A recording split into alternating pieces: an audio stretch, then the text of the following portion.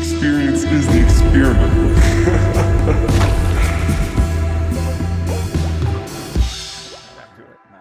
Today's guest hails from Sacramento, California. He's a drummer, he's a producer, and he's a writer. He's toured with many of your favorite artists, but now he's here to tell us all about it. Please welcome today's guest, Tyler Lydell. What's going on, baby? What's up, dude? We did it. We're here. We've been talking about it for a minute. A while. But now you got some music out. I do have some music out. Yeah, I just put out an EP last month. Okay. Tell us about it. It's called Tranquilo, and it's a bunch of songs that I made. I kind of started most of them in 2020, but they were mostly songs that they just mellowed me out a lot and kind of got me through the pandemic, and I would like listen to those beats when I skated and stuff. And they finally, I think it was like 16 songs, and then I think I kept just trimming them down to about 7. And I made most of them on my OP1, which is pretty much like my main instrument, I guess, for producing. For those of you who don't know, an OP1's like this small little synth by Teenage Engineering, and it's the most unassuming thing you'll ever see, but it can do just unbelievable shit. Yeah, it's like a Game Boy and Ableton. Yeah. Like, combined. Mashed together with weird cow images and different shit on it.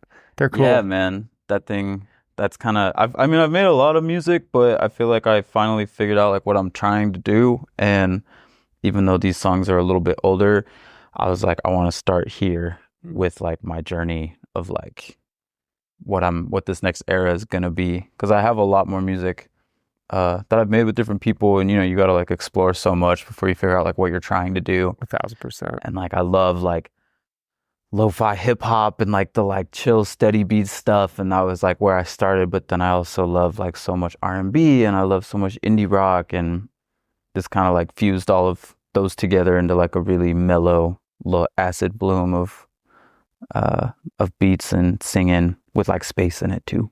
So when you're working on a record, like the purpose of making a record, are you making a fuck ton of music and then finding what fits, or are you making them purposefully each song to be in that record? No, I mean, I feel like I have little stacks of songs. Like I even, whenever I start making a song, I have no idea what it's going to be. Like I might have an idea of like, oh, like let's go for this type of vibe. But sometimes like halfway through, I'll flip it and turn the whole thing into a sample, and then it'll turn into a completely different genre. And then it's like, okay, now we ended up with like a trap beat. I'll put that with my like trap beats, and like I have a bunch of like rap era songs from when I was really exploring around that I made with my friend Snake, that are really good, and I hope they come out someday. And I have indie rock stuff and stuff that's like way more like house driven. But at the end of the day, it's like, what do you really want to be known for? What do you want to go rep? So it's like, I've made a lot more songs than probably necessary. I don't know about that. All songs are necessary. I guess a lot of the ones that don't see the light of day or haven't yet were the impetus to the ones that have. Yeah, every song is an emotion, right? So it doesn't necessarily need to be something that is like given out to the world, but if you're going through some hard stuff, or you just have some stuff that you're carrying, there's no better way than to like put it into a song and have it live in this thing outside of you that you can then go visit. And sometimes that feeling is other people relate, and it's worth sharing it with the world. And other times it's like, that was cool. That was just for me. And I think I did a lot of those for me for a long time. And I mean, I guess all songs are always going to be for you first, but now I feel like there's more that are like, that makes sense to be shared. Yeah. And I'm really proud of that record. So, as you should be. It's fantastic. Man. And of course, the drums are tight as fuck. As always. Thanks, man. So I think that was interesting what you were saying about sampling your own stuff. Is that like I know a lot of people, especially people who watch and people I've talked to from the podcast, have issues where they're working on something, they're enjoying it, and then they get stuck and they don't know how to move forward. Is that part of the reason you sample your own music? Yeah, that's part of it. I actually learned from this guy, this amazing producer out in Atlanta. His name's DJ Burn One. Shout out DJ Burn One. Through a girl I used to date that was also really talented. And he and his like squad, they're called the 5 Points Bakery. They kind of like showed me their like secret sauce of how they would just try to have no samples in anything that they were doing. That was like from an outside source.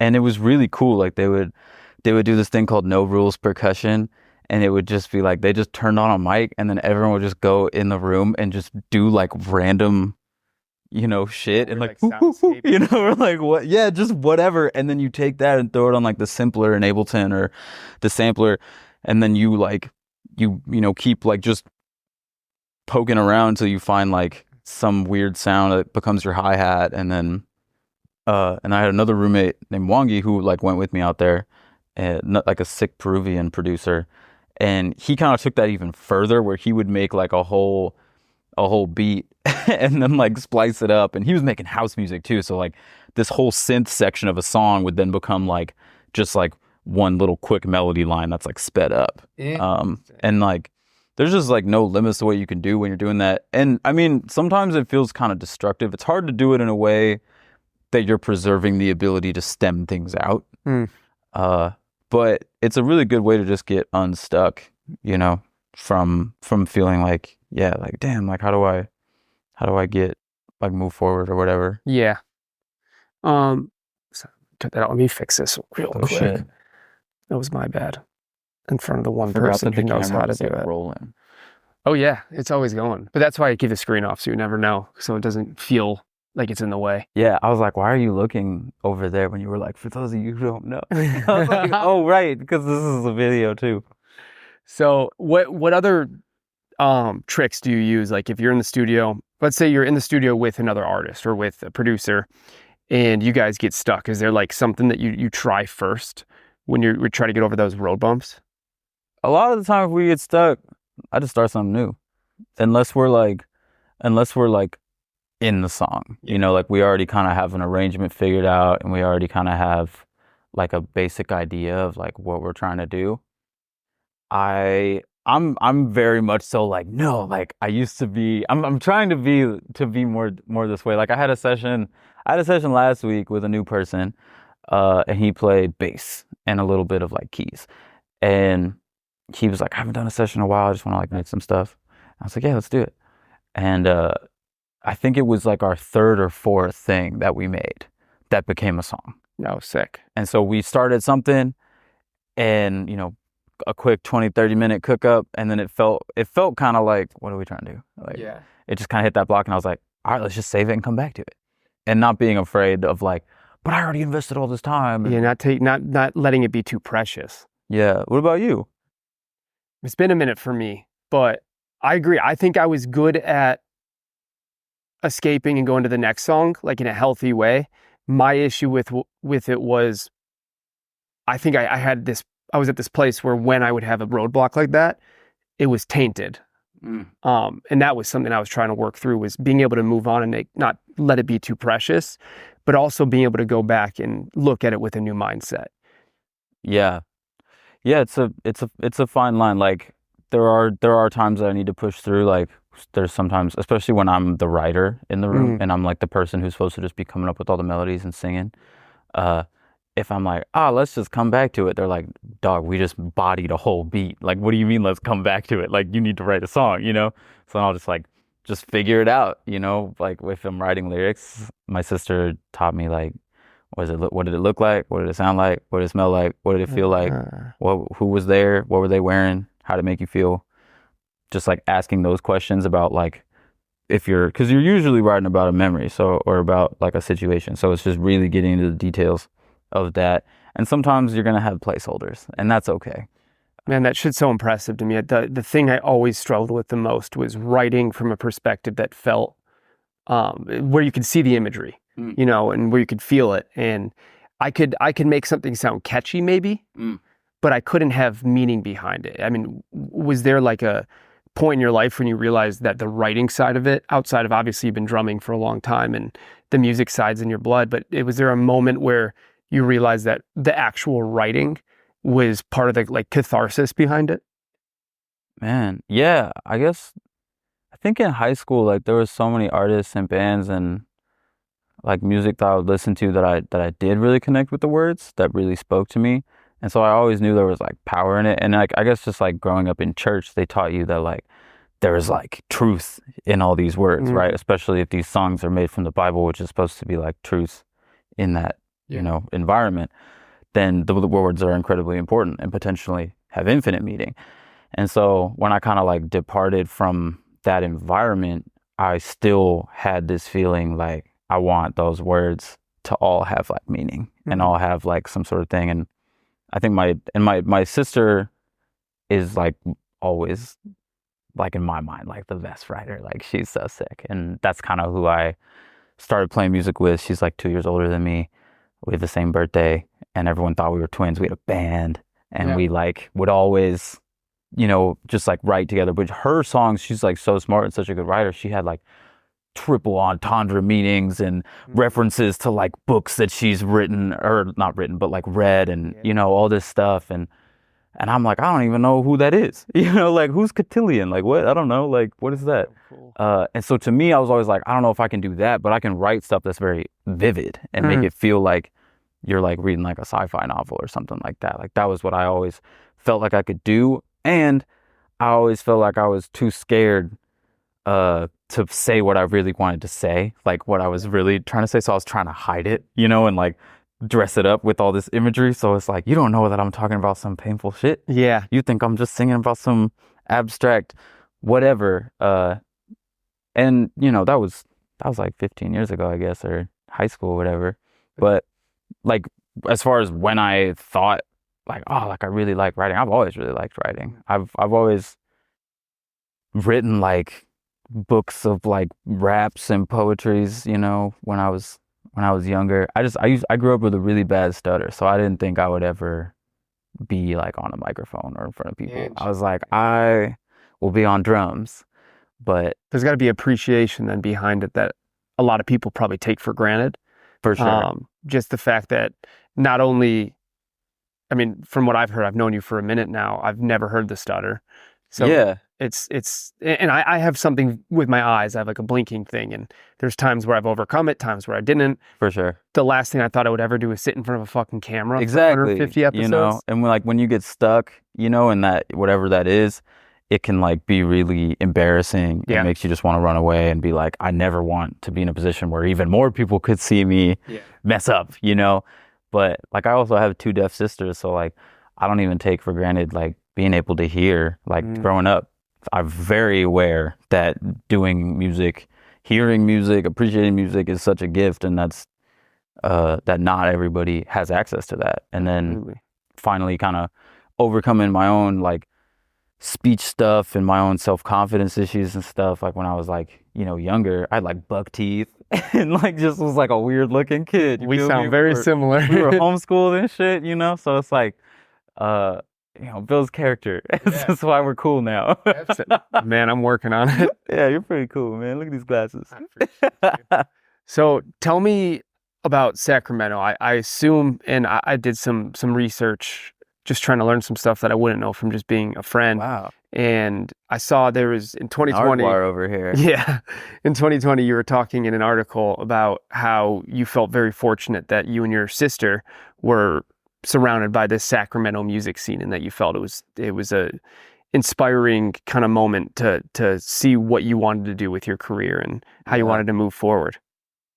Yeah, Sacramento in that era, I don't really know what it's like now. It's changed a lot. There's not really that many all ages venues anymore. I think the last one closed, other than like coffee shops, closed like when I moved away when I was like 17. You're in the thick of it. Yeah, but back then, man, it was really cool. It was this really cool DIY scene, and it was like maybe like 8 to 10 bands that were all like, if one person got like on a bill, then like they'd get the other bands on the bill, and like we would always just roll deep and support each other's shows.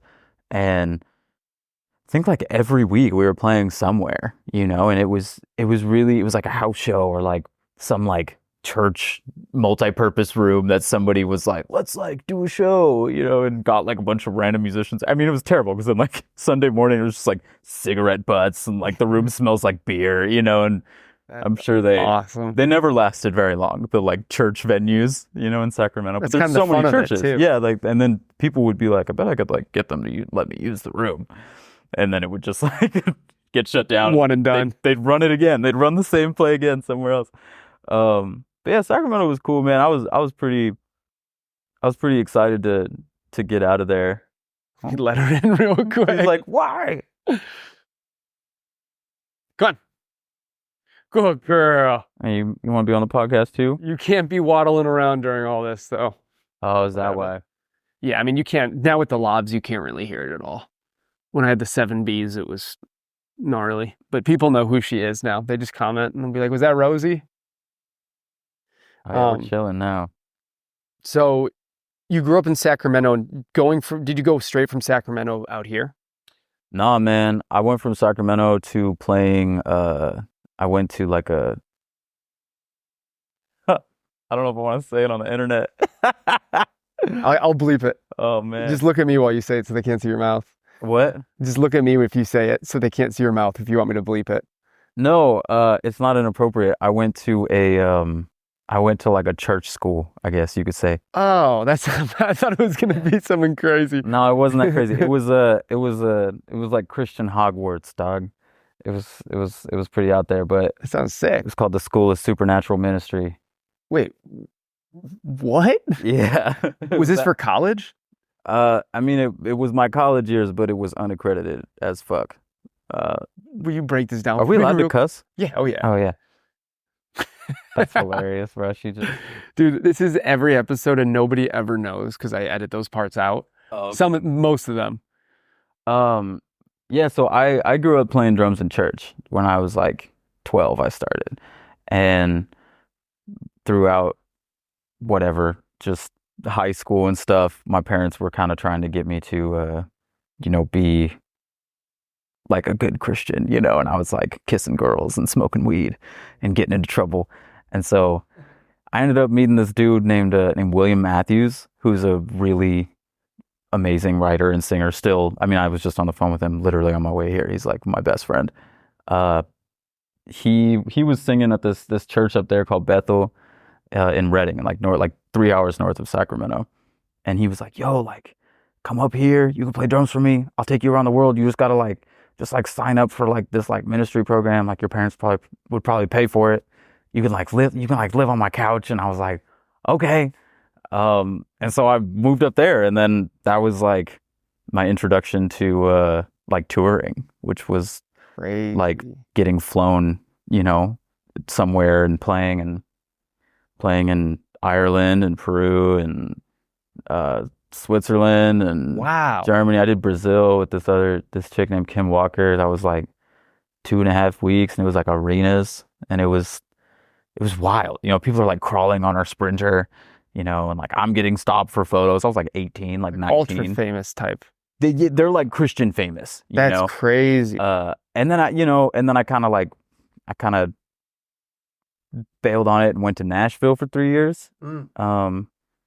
And played with a bunch of different bands there, and like started music directing, building bands for different people. Was kind of playing around with the idea of making beats. Like I bought a OP1, and really just when I would travel, I would make beats because it felt like, man, like that's a long ass plane ride. But if I'm like making beats, it feels like it's only like an hour. And that's this OP1 that you have now? Dude, I bought the new one. You did? I sold the one I had to a friend. I bought the new one. I kind of like the old one better. But that's like a cool lineage in there, and how you end up at this place where you're releasing a record that you made using the OP1. Yeah. And it started at this place where you didn't even know if that was something that was gonna be part of your life. I really didn't. I mean, it got to the point where I was making these beats and they were so sick, but I like had no idea how to use a DAW. I was using like GarageBand, and the best way I could figure out how to like release my music to the world was just like playing music on a speaker, playing drums, like playing the OP1 over here, and then playing drums and maybe singing live. It's some crazy fucking multitasking. Yeah, it was really just experimental. It was fun. And so I did some shows like that in Nashville, and then I would like post videos online, and people were like, this is sick, we're gonna hear your music. I'm like, you're hearing it. This is it. This is as deep as it goes. You're hearing it. there's Some not Grateful Dead style shit right there. kinda, I was like, I don't really have anything else, and then that I've just continually tried to learn more recording techniques Yeah. since then. Now I'm pretty savvy with it. But anyway, so Nashville, I was in Nashville for like 3 years. I was visiting Atlanta a lot, and then this dude that I had met from the like Christian music days was now running a label in Portland, and was like visiting Nashville. So we were grabbing a beer, and he was like, yeah, man, like, okay, let me back up. My friend was visiting me in Nashville, and I asked him how business was. He was like, it's been great. We're running this label in the studio in Portland. And guess what? We were entrusted with Prince's vault to do his first postmortem release. Whoa. And I was like, bullshit. Like, you run a Christian record label. And he was like, let's go to your car. And I was like, all right. So we go to my car, and he plays me these like Prince demos that they were like sifting through and like mixing and like making, because he got pretty like religious at the end of his life, I guess. And I don't even know how it happened, this whole handoff thing, but it happened, right?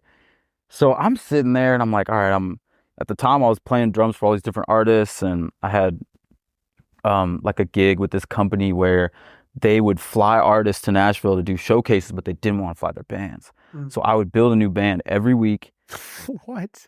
Learn all their music Monday, Tuesday, do a showcase Wednesday, and then do like a writing session with them on Thursday. I did it for like a year or two.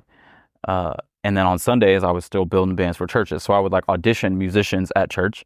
If you could play at church and show up on time and like learn the songs, then I'd bring you on these pop gigs. And then, randomly I would get tours with bigger artists and go out of town and then come back and do that. And I was just kind of getting a little burnt out, because I was like, damn, like no matter what I do, I just feel so replaceable, and I have no equity in the music I'm making. So I was like, man, it'd be really sick to like make my own music. But I just like had this thing. I was like, oh, like, I'll never be good enough. Like nothing will ever be good enough. And in some ways, like nothing will ever be good enough, because the bar is always raised. Like the second you make something dope, you're like, I can make something better now, So I totally lost my train of thought. I feel you there. I feel like there's this, I feel like musicians, artists, people in this industry there's this built-in issue where the best thing you've ever made is only the best thing you've ever made until you learn something new. Yeah. And therefore, it's so easy for us to feel like whatever was prior will always be the worst, like the last worst thing we've done. But then everybody else who's hearing everything, you could have released something 5 years ago that you think is just way below your skill level now, yet that person is still experiencing it for the first time and gets this opportunity. And I feel like, just from talking with so many people on here, the one thing I realize is the first person to put your song down will always be you. And it's a really interesting, I don't think it's a bad thing. I think it's built in, and I think it's what keeps people wanting to do better and learn more. And you really only see it in the people that love this in a way where if there wasn't money behind it, they wouldn't be doing it any differently. Yeah.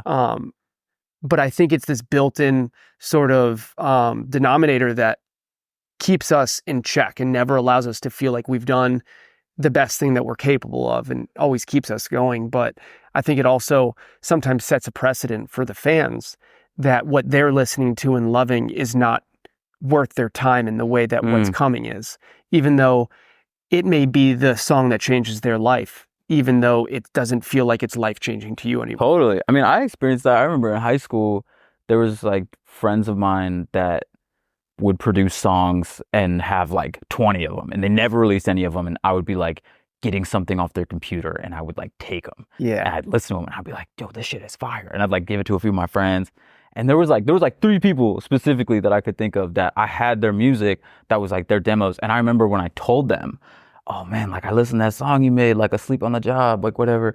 He's like, you heard that? Bro, like delete that. Like, why do you have that, And I was like, bro, like, what are you talking about? Like, I remember riding my bike and like watching the sunset and listening to that song on my headphones and like just having such a moment with it, And it's hard now. Like it's kind of the Wild West. Like everyone can mix and master, but also like nobody can really mix and master. You know, people are out here charging like, I mean, you can get your shit mastered on Lander for $20, and it sounds you could good. also go to like Graham Cruiser's spot and have him mix and master your shit and drop like top dollar, you know, and it'll sound way better. Yeah. But like it also just depends on the track. Like, what are you going for? Like, do you want like a blown out, like you know, like shitty Yeah, you're Lander looking thing? for Like that FL sort of. you want that FL sound, That bro? FL drums. Yeah, it's hard to know, you know, how to get your stuff out before you hate it. Well, there's this weird. We're in this weird time where all the new technology is making the bar lower for the people that are already doing it, but it's also making the bar more accessible for the people that want to do it. Yeah, And there's like never there's never a compromise, because there can't be, because so many people are in so many different places. yeah, And like you battling against you 10 years ago, it's going to be game over. for You're sure. going to fucking knock them out of the water. Yeah, But you battling. my hand speed was better back then, low key. Yeah. All I did was practice drums, man. Like, I mean, that like when I was in Reading, like my rent was like $200 a month, bro. And I had this beautiful house in the forest. I had a studio room with my drums in it. I had 2 drum kits. I taught lessons out of there.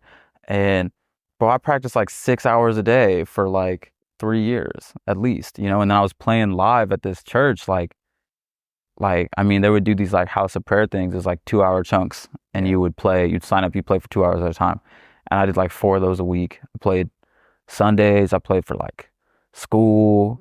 I played a couple local shows. So, like I was getting up and playing probably like 10 to 20 hours a week live for like 5 years.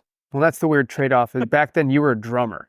Yeah, totally. Now you're a drummer, you're a producer, Yeah, you're a writer, and you also have a life built around it too. And I do. Like you very rarely miss a Friday to jam. And That's true. That's kind of become my Danny's spot here. Is that a theme on this podcast? If they don't know about it, they haven't watched enough episodes, because so many people talk about it. Really? Yeah, and for good reason, including myself. Dude, yeah. I mean, coming from, you know, I've had something I do every weekend, like in a church format for my whole life. And the only reason I continued to go was because I just wanted to play music. Yeah.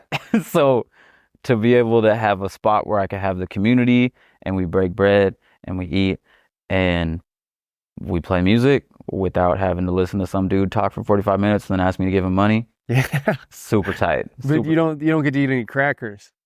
Man, sometimes we bring crackers. That's true. I'll share them with you next time. Danny's normally the Got one some sitting there challah. eating crackers. Or whatever. Fuck. How you say it? Cholet. Chola? Cholet. Cholet?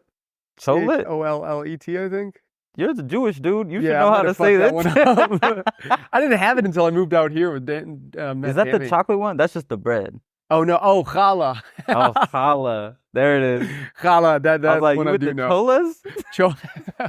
Cholet's that like So many Mexican shorties here on Fridays, man. The cholas, when they roll through, it's fucking great. balls deep at Shabbat.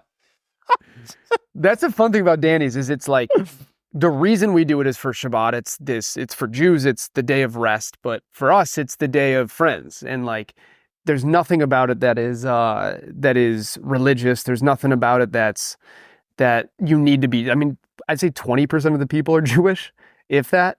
And it's just like it's this built-in day. And I think it's the real purpose of Shabbat. The real purpose is it's a day to be with your family. And that's what it's turned into. It's like, Yeah. like I know that I'm going to have these core friends there every single week, where I can make sure I get my time with them. For sure. Can make sure I play music. I can learn. I could be loved. Like, it's just, Yeah. It's really cool because, I mean, it's like pretty much everybody's so isolated when we make stuff, you know? Like, I mean, I love to have another person there to write with me and create stuff with me. But most of the time, like, the way my day's structured, like, I'm not going to have somebody, and I live in K-Town, bro, like, there's no parking. yeah. So, like, There's no parking. people ain't going to pull up sometimes, and that's okay. If it's late at night, if it's past 5 p.m., I'm on my own, you know? But to roll up to somewhere and just chop it up with a bunch of people that I know are doing the same grind, where it's like we all out here, we're artists. Like, I work in the film industry too. I do like everybody does all kinds of things to survive in Los Angeles. But at the end of the day, we all just want to make music. That's it. The industry is just kind of in a weird place right now where it doesn't really give us money to have, food on the table. Like it does sometimes, and I'm very thankful and lucky to have had some success in different ways. Well, and you've toured with some really cool people too, and like you Yeah. use all, like we were saying, you have these 4 skills or 5 skills built into the music industry that you can. There's a difference between spreading yourself too thin and having a few different things that you love enough that you never get bored. Yeah. And I think you've kind of mastered that. You have the audio film side, which gives you this like cool working hard ethic that's built in, and you get this whole different atmosphere of what audio can do. You have drums, which I think from my perspective of you will forever be the love of your life. You have this production side that allows you to be creative in a way that's not just sitting behind a kit, which I'm sure at times also you probably judge yourself harder on because you've done it for so long. It's definitely like the transition of going from being really good at an instrument to like learning how to record and expecting myself to be as good at recording as I am at playing drums. Yeah. When I have way more experience at the, is a crazy juxtaposition. Crazy. But it's like, But it's really given me like a perspective of like drums has got me in the room with so many amazing musicians and players and around like people of the highest caliber in every role musically, that I know what it looks like when somebody's really good at recording or when somebody has a really good vibe. You build the ear and the eye and the feel detector. I was just talking to Lily about this. It's far less. Lily's dope. Lily just did strings on a couple songs of mine. She's so good. Yeah, she's so dope. Good. We were just talking on the last podcast about how it's far less surprising when one person who's really good at something is really good at a lot of things. And then you start seeing that there's some people that aren't good at anything. And I mean, I shouldn't say that as far as this creative talent that they like to do. Then you start realizing that they're all built around the same fucking thing, which is finding something you love, building a work ethic, and wanting it more than everybody else in the room. And clearly you've done that on this audio side, you've done it with the drums, and you've done it with the production, writing, and like this artistry behind it. And I just think if there's any kids out there who are watching and want to be in any of the positions he's on, whether it's releasing music you're proud of, whether it's going on some of the biggest film sets and doing audio and being trusted with these crazy, crazy budgets, or whether it's being on tour with somebody like Felly and having him be able to walk out every single day knowing all he has to do is his job and the other people are going to do theirs, and it's going to be perfect because of it. You got the best of the best on every instrument. And I think if you can gain anything from this podcast, realize that the same work ethic you use to do really well in school or to learn how to ride your bike faster than everybody else or whatever it is, all you got to do is find something else you love and put that same work ethic, and it's going to fucking work out. And you're going to be able to show up places with a big smile knowing you're doing what you love and that your goal is to get better as much as you can. And you've proven that over and over, which is inspiring to watch. Thanks, man. That's a super nice thing to say and super positive message for the kids. That's the goal here. Yeah, well, that's great. I love knowing that. I mean, I feel like I was lucky enough to be like when I was in high school, I went to a charter school. I only had to go to school Tuesdays and Thursdays for all of high school. And so the rest of the time, the idea was that they gave you more homework to prepare you for college and like real life. And I started taking drum lessons, and I just had free time because I was like, oh, if I just really do my homework really fast and just like get it all done, I can do whatever I want. I can go skateboarding, and then I can just like practice drums. And that was all I really wanted to do. So that was like when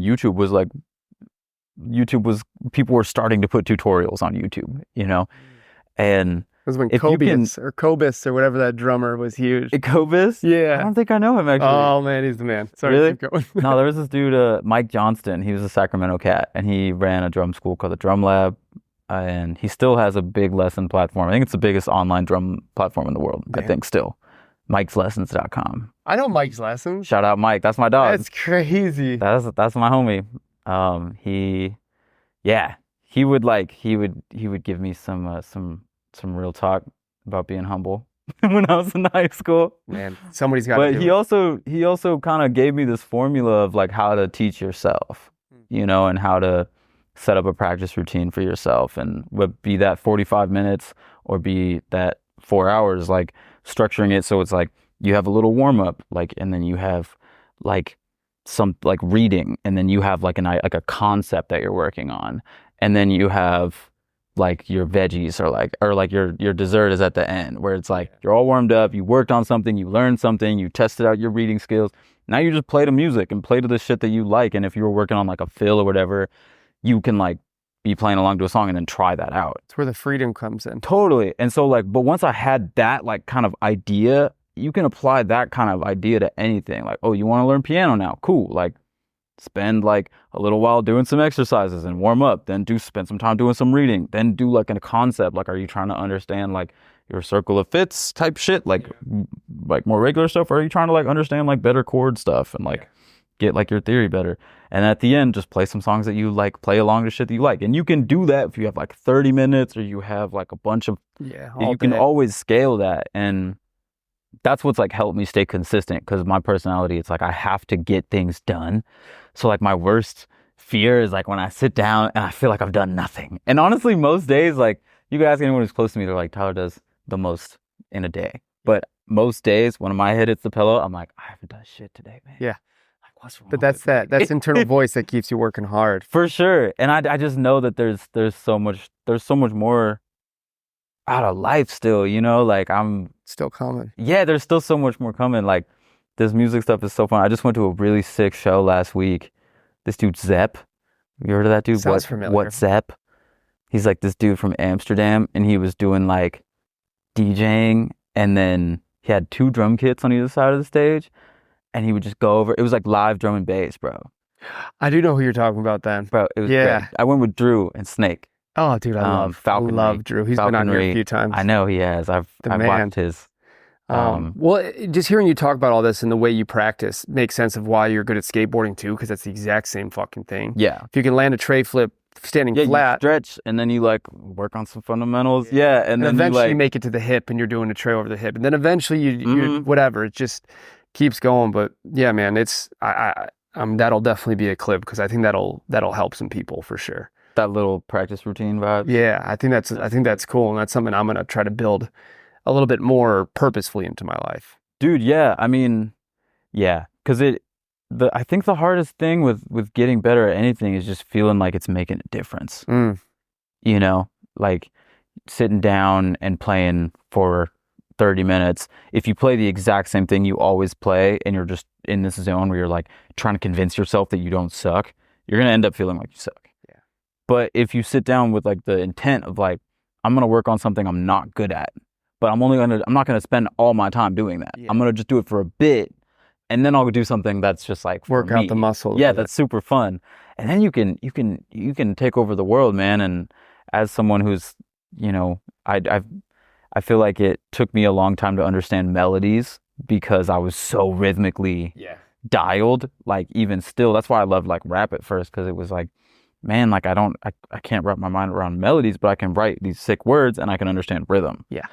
But now, you know, it's the same shit. Like be new at something that you haven't done before and get good at it. Exactly. I'm still working at it. We got more tracks coming. I love it, dude. Got new. I'm building a new show. I spent my whole day building a new show today. Fuck yeah.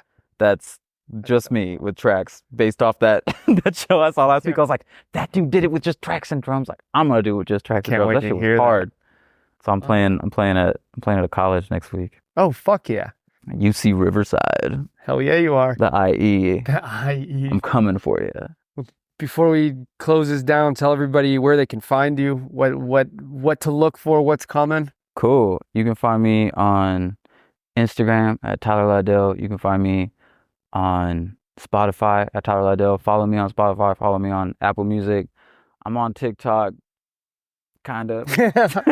TikTok won't be on TikTok for a while. TikTok won't be on TikTok. My YouTube is Skate Early Yesterday. And I'm gonna be dropping a lot more music this year. I have another record that I'm getting mixed right now that I'm putting out in a couple months. Beautiful, man. And I'm doing bunch of LA shows. Next show I think is August 2nd at Genghis Cohen. Oh, I love it. I'll be there. Yeah. That's gonna be sick. Man, well, everybody, link below. You'll find all of the links to his music, to everything he's doing, and go check it out. I promise. As a drummer and somebody who's obsessed with this world, you won't be disappointed. It's fucking insane, and Thanks, man. your chops on the drums are just so much fun to watch and make me come home and just try new shit.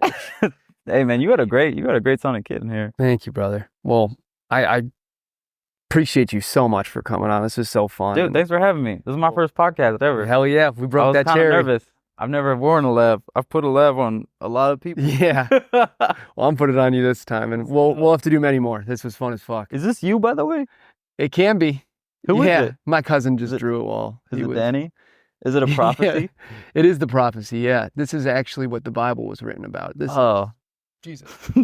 This is Jesus. This is his original form. Oh. I'm gonna get in trouble for that one. That's okay. You can bleep it out. Yeah, or I'll make it louder. Just blow out that audio. Well, thank you, dude. I appreciate you coming on. I love you guys. Thank you so much for watching. Thank you for listening. We will be coming out with another one next week and another one the week after. I can't speak. I love you. And to everybody out there, I'm Tyler Lydell, and this is an experiment. yeah, it is. Love you guys. Bye. Experience is the experiment.